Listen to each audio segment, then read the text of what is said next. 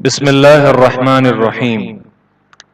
ہماری آج کی ویڈیو کا عنوان ہے اہل سنت اور اہل بدعت کے طریقہ کار میں فرق، یعنی وہ قرآن اور سنت کے نصوص کے ساتھ ان کا کیا معاملہ ہے اور ان کا کیا طریقہ ہے۔ کہ اس سے پہلے ایک علیحدہ ویڈیو میں ہم اہل سنت کی وضاحت کر چکے ہیں کہ اہل سنت کی تعریف کیا ہے۔ یہ تو اہل سنت کی تعریف کے لیے آپ اس ویڈیو کو ملاحظہ کریں۔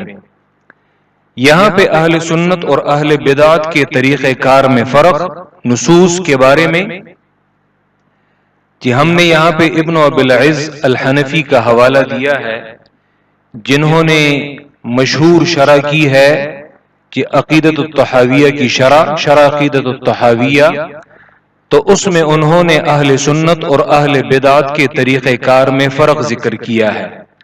وہ فرماتے ہیں کہ اہل بدعت کا طریقہ کیا ہے کہ کل فریق من ارباب البدع یعرض النصوص على بدعته وما ظنه معقولا فما وافقه قال انه محکم وقبله واحتج به وما خالفه قال انه متشابه ثم رده وسمى رده تفويضا او حرفه وسمى تحریفه تأویلا۔ مبتدعین یعنی اہل بدعت کا ہر فرقہ، یعنی مبتدعین کے جتنے فرقے ہیں، نصوص یعنی قرآن اور حدیث کے دلائل کو وہ اپنی بدعات پر پیش کرتے ہیں، اور جس کو وہ اپنے تئیں معقول خیال کرتے ہیں، جس چیز کو وہ معقول کہتے ہیں، یہ تو ان پر ان دلائل کو، قرآن و سنت کے نصوص کو وہ پیش کرتے ہیں۔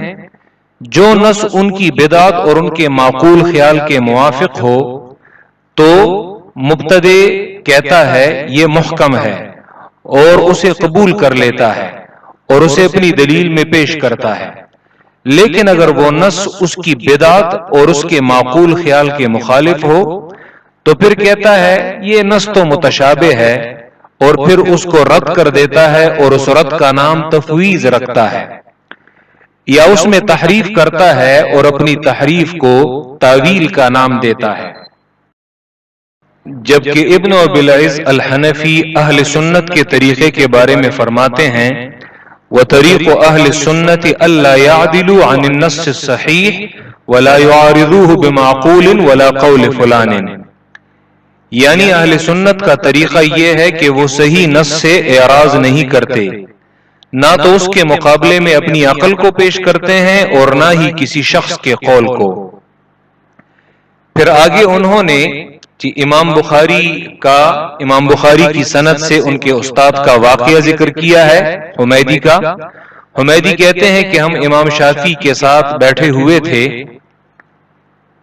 حمیدی کہتے ہیں ہم امام شافعی کے ساتھ بیٹھے ہوئے تھے کہ ایک شخص آیا اور انہوں نے ایک مسئلے کے متعلق امام شافعی سے سوال پوچھا، تو امام شافعی نے اس کا جواب دیا کہ اس مسئلے میں اللہ کے رسول صلی اللہ علیہ وسلم کا یہ فیصلہ ہے۔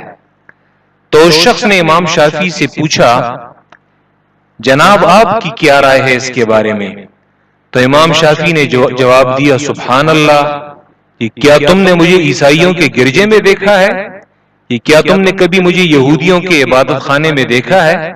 یا کہیں تم نے میری گردن میں زنار پہنے دیکھا ہے؟ میں تمہیں اللہ کے رسول صلی اللہ علیہ وسلم کا فیصلہ بتا رہا ہوں اور تم مجھ سے میری رائے پوچھ رہے ہو۔